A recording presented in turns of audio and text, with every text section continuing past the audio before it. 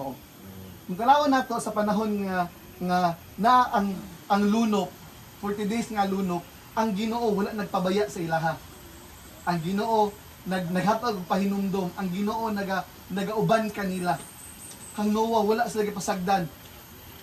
Diba? Nagwander gani sila sa panahon unsa gikaon nila kay tagduha man to kaparisan. Kay kung ihawon nilang isa ka manok daw, basig wala ni mga manok aron kay isa na nabilin. Diba? Pero ang Ginoo nag-sustain sa ilaha.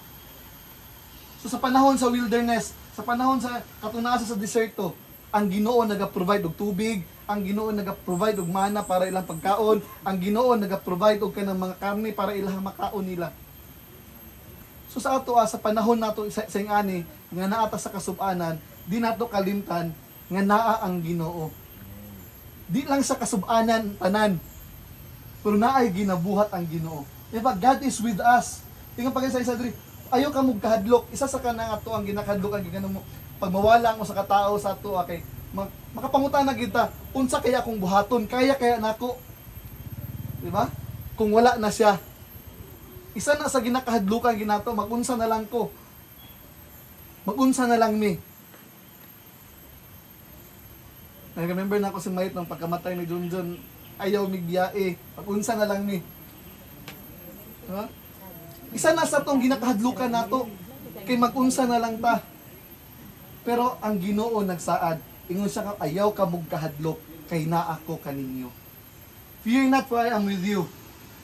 Mabati man nato ang kagunanan o ginato na ikadinay. Maguul ta, masad ta, mabalaka ta.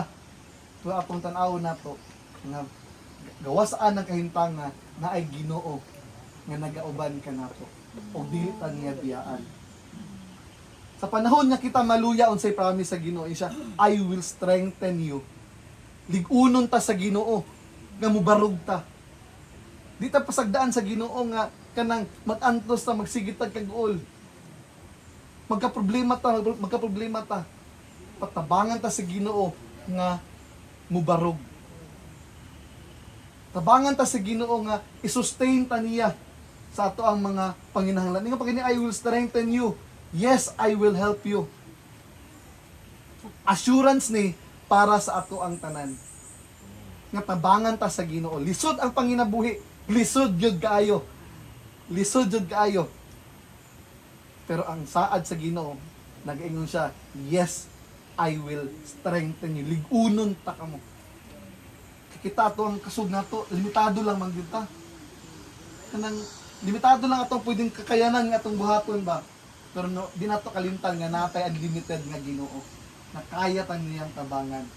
Amen. Nga Padre, I will strengthen you.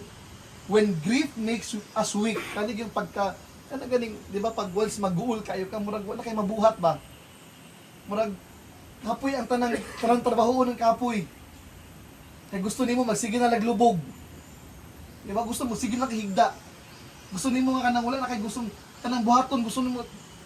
Pwede mo pa ang Ginoo dire sa panahon ana, God gives us strength each day. Amen. Each day i-provide sa Ginoo ang kusog nato nga mobangon pa ug ligunon ta niya. O ikatulo sa ingon sa Ginoo, He will sustain us. I will uphold you with my righteous hand.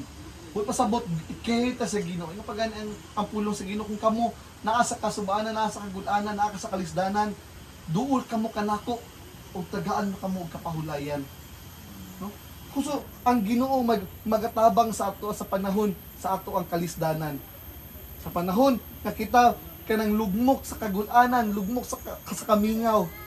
Pero ang Ginoo magahupay sa ato ang kinabuhi. Amen. So karon nga kahaponon no. Dili muundang ato ang kinabuhi tungod kinawala si Junjun.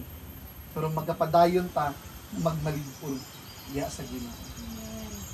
So ang 40 days nakita na ako ang 40 days sa Bible. Grabe ang within sa 40 days na ang kasakit, na ang kagulanan. Pero after 40 days na ang saad sa Ginoo. Kapanahon ni Noah nga naglunop, after pagkahuman sa lunop, na ay saad ang Ginoo nga nadawat sa inang Noah. Sa panahon after to 40 years sila sa wilderness, na ay promised land nga giandam ang Ginoo para sa iyang mga anakan. After 40 days nga nagfasting si Jesus, naay salvation nga niabot sa ato. After 40 days nga namatay si Jesus Christ, naa siya gisaad nga kung yatang kwaon pagbalik. Subot pasabot ato ang yes mag-uulta. Pero atong hinumduman nga naay saad ang Ginoo sa ato ang kinabuhi. Amen. Nga dako pa og plano ang Ginoo sa ato. So karon nga kahapon nun, we remember man gyud no. And anay ko 40 days is dili siya enough gyud to mourn. Pero mo ni ang yatag sa Ginoo sa ato nga tayo. Nga after ani atong hinumduman nga naapay saad ang Ginoo sa ato. So para sa pamilya ni Mayet, sa mga anak, sa mga bayaw, sa mga igsuon, no? Sa ginikanan, kinahanglan ta mo barog. No? Kinahanglan ta mo akong kinabuhi, kinahanglan magapadayon tungod kay naay saad ang Ginoo sa ato. Sa panahon nga di na kaya, hilak taga sa Ginoo. Duol taga